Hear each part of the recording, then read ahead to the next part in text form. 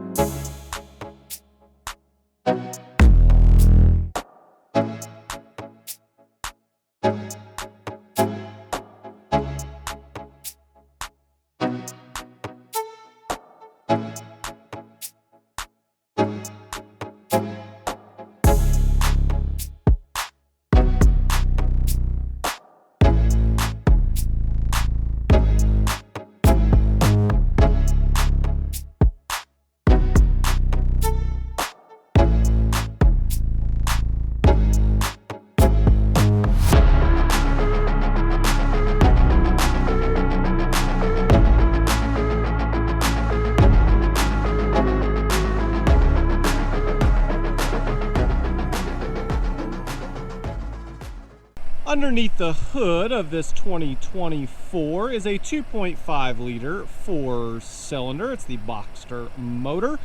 It is 182 horsepower and it's paired to a Lineartronic CVT. Drivetrain comes in all-wheel drive and the curb weight is just under 3,350 pounds. It's going to push this third generation Crosstrek from 0 to 60 in about 7.6 seconds. Towing capacity is 1,500 pounds, and your price starts for the base at around $24,995. As already stated, there's 5 trim levels available, and they go in order of base to the premium, to the sport, to the limited, to the wilderness, and that are your 5 trim levels. The tester today is a limited $34,635, and that of course is including the destination charge. Looking at vehicle dimensions while we're here in the rear, it is 6 feet wide, and your overall length, you're looking at 14 feet 6 inches. As we are coming onto the passenger side, you're going to notice the gas tank is indeed on the passenger side. Now, 16.6 gallon tank, 26 city, 33 highway, combined average of 29. Full tank at highway mileage, your max range is around 547 miles. Let's take a quick look at the exterior very quickly here. Now, these lights are all LED, fog lamps are LED on the Limited as well, and these headlights are steering responsive. So as for an example, if you don't know, if you turn to the left, the lights actually turn to the left to help you see around the bend to where you are going. Pretty neat to have that on a vehicle at this price point. I think that's really good and practical, obviously. The ground clearance on this vehicle, I think you are around the 8.1 inches, so there's plenty of ground clearance for the snow. And speaking of things for snow, if we lift this wiper blade, hopefully it'll show up on camera. I'm going to do my best. If you see those little grids, that is actually a wiper blade heater. That is ingenious. I know Subarus have had that for quite a while, obviously, but why other manufacturers don't pick that up, I'm not 100% sure, because that is amazing. For anyone that's ever lived in snow, you will definitely know how good that is to have. Now, coming around, you do have keyless entry here, and also on the mirrors, you're going to notice they're heated as well. And before we get around to the rear, if you're curious what the tire size is, it is a 225/55/18. Standing here in the back, you have no visible exhaust, and if you come up and you want to pop the rear hatch, it's just under the Subaru emblem. Just simply pull up, and here we go. So In the rear, you're gonna have around 19.9 cubic feet of space. Now, if you fold them down, it's between 50 and 60 cubic feet. I believe it's right around in that middle, like the 55 cubic feet. I've seen a few different numbers out there, but nonetheless, it's about 55 cubic feet. To shut the rear hatch, you have a nice little handle here. Just pull down, and down she goes. If you're new to my channel, I get in every single vehicle, and I tell you whether it's easy or not to get in. Starting with the rear, I am 5'9" and around 150 some pounds. So here we go. Okay, so as far as stepping into it, very easy. 8.1 inches of ground clearance, very easy to step into. As far as roof line goes, it's actually a little bit low, so you got to duck just a little bit. Nothing crazy. Fairly easy overall. In the rear, you're going to notice you have two different USBs right there, a C and I believe that is an A. And then right here, you've got two cup holders, and back here and in the front, it is all a leatherette material, and it's very soft and comfortable. You have a pocket on the passenger side, not on the driver's side. Taking a look, the window switch, I do like that it's pretty wide, and I love having the chrome bezel on there. It does make it feel more special. Hard plastic, hard plastic, hard plastic, and of course, this is a little bit softer. It's still pretty firm though, I'm not gonna lie. It's not a leather material. Time to test the front. Here we go. Yeah, I mean, super easy to get in and out of. I mean, even if you're older, even if you have back problems, super easy to get in and out of in the front for sure. This is one thing I never expected on the Crosstrek. Look at the carbon fiber. I know it's not real, but man, it looks so good. Like you have it there, you've got it, hopefully you can see it, my big head's probably blocking it, but nonetheless, it's right here. And then one of the coolest things is the shift boot. It's like a carbon fiber as well. How cool is that? And then it continues over here and all along. Like, that is super cool. I never ever expected to see that on any Subaru, to be honest. I mean, if anything, it'd be the WRX, but a Crosstrek, like, man, that looks so good. The front doors do feel a little bit more premium. You have a little bit more of this leather pleather opposed to the plastic, plus you have the carbon fiber look, and I just think it feels way more premium. Switches, pretty much the same. Again, feel more premium. Do love having the bezels on the switches. And of course, if you want to fit a big water bottle, you can, I believe. Let's test it. Yes, it does fit without issue, and as you can see here, this does have the package for the Harman Kardon, the upgraded speakers, which is also providing a sunroof.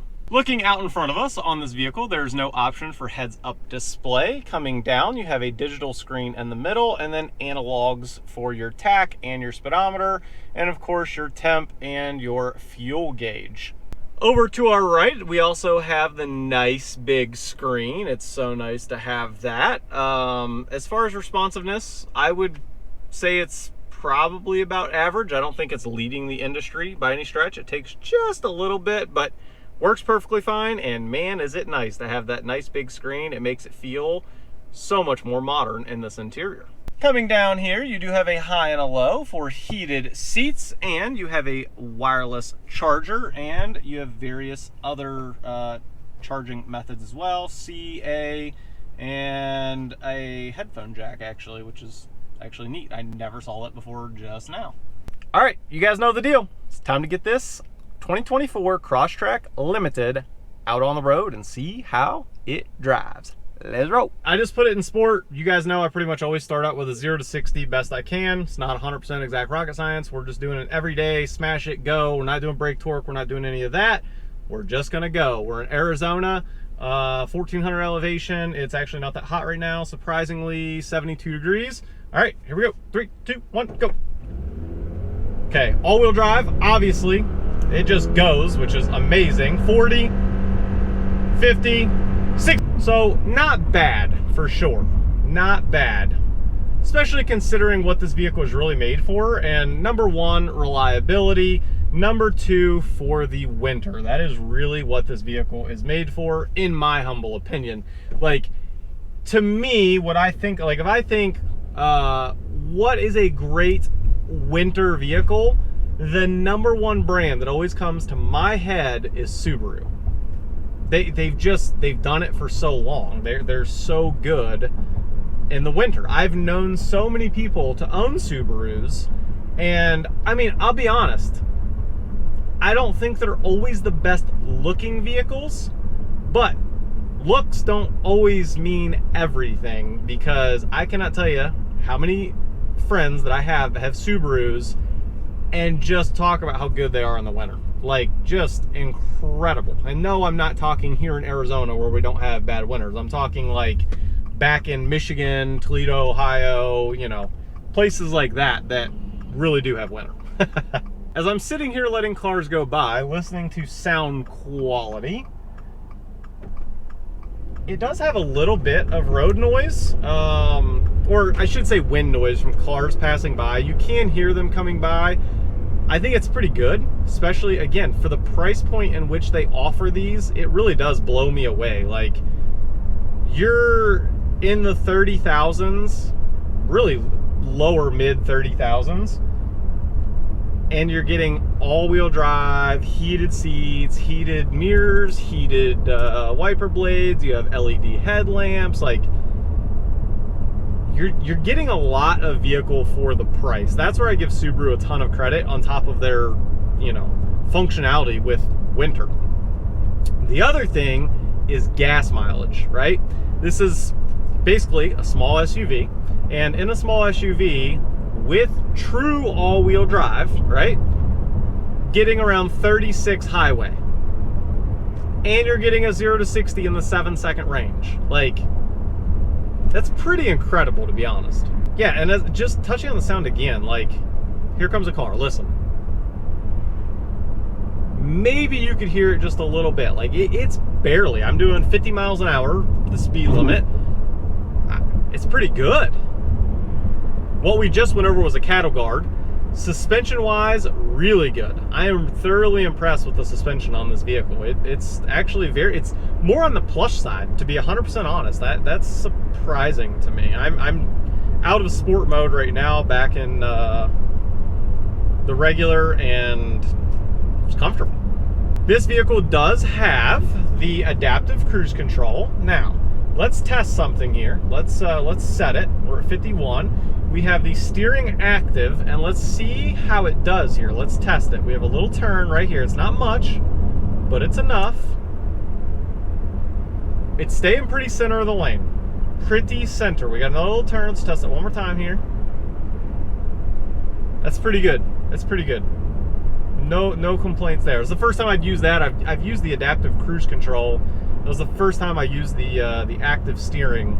That's pretty good. Let's check our blind spots. Over to our left, this pillar is like super skinny compared to most vehicles. Very easy to see. Checking over to our right, not much of a blind spot. You could call like the rear hatch area. There is a little window, but it's kind of higher up. So like potentially if there was a lower car, maybe just a little bit. However, if you're using your mirror, that really covers back at that area. So there's not much blind spot in this vehicle. Very practical from that standpoint as well. All right, and I think for the last little bit, I think we are going to switch over, and we're going to do a little bit of driver POV. I don't do a lot of that on my channel. I do it every once in a while, but let's try it here for just a minute or two. We have a little bit of an S-turn coming up here. Let's test it out. We're in sport. Okay, pretty good grip. 42 miles an hour into the turn. Hitting onto our brakes, a little bit spongy, not bad at all. Pretty good, just a hair of body roll, but not much. Wow, pretty good. Pretty good. Not a bad, not bad. That's really surprising, actually. That's way better than I ever expected for this thing to handle. And that's gonna wrap up today's video. If there's anything you guys wanna know, comment down below. I try to respond to every single person. Thank you guys for all the support. We're almost at 20,000 subscribers. We're really trying to get there before the end of the year. Please like, please share. I appreciate y'all. As always, I'll catch you guys on the next one. Peace.